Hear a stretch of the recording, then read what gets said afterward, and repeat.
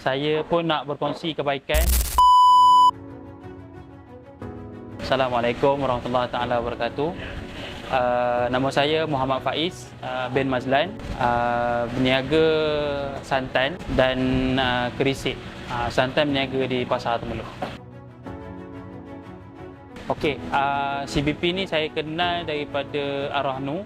Kemudian yang SBF tu, loan tu, saya baca di Google dan saya Google berkenaan dengan maklumat SBF. Kalau ikutkan sejarah perniagaan ni bermula daripada ayah saya pada tahun 1997.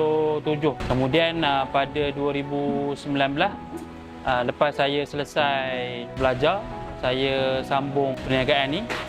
Dan kemudian sampai hari ini pun saya masih terlibat secara langsung dalam perniagaan. Kami berniaga santan ni di pasar bermula pada jam 7 pagi. Kemudian santan ni kita proses di kedai. Kemudian yang membelinya adalah pelanggan harian, ada juga pelanggan tetap, dan kami pun ada hantar ke beberapa kedai di daerah Temerloh. Dan operasi setiap hari kecuali cuti hari Ahad. Biasalah namanya perniagaan, ada pasang surut. Pada tahun 2018 kami mengalami penurunan dalam perniagaan.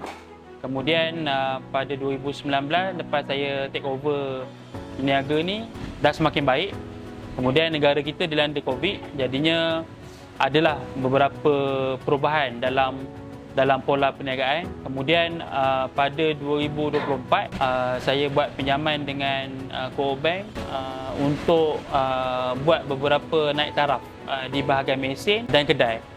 Dan duit daripada Co-op Bank juga saya naik taraf mesin kerisik di rumah, bengkel di rumah. Okey, harapan dalam perniagaan mestilah siapa-siapa yang berniaga pun kita mengharapkan perniagaan ni kekal lama, dan kalau boleh perniagaan ni boleh diwariskan kepada anak-anak lah. Dan saya sebagai orang kata yang mengambil syarikat ni sekarang, saya mengharapkan yang perniagaan santan ni boleh kekal, dan perniagaan santan ni boleh juga bantu saya, keluarga, dan ada juga kita pun ada pekerja kan, so pekerja pun memerlukan juga income untuk mereka sendiri. Saya pun nak berkongsi kebaikan dengan semua sekali peniaga. SBF ni elok kita ambil dengan kadar dan kuantiti yang kita perlukan. Kalau kita dah meminjam, semestinya kita pun perlu membayar. Jadinya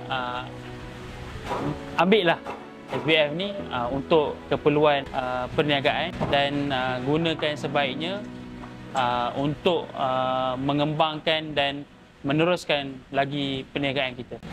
Terima kasih Co-op Bank Pertama.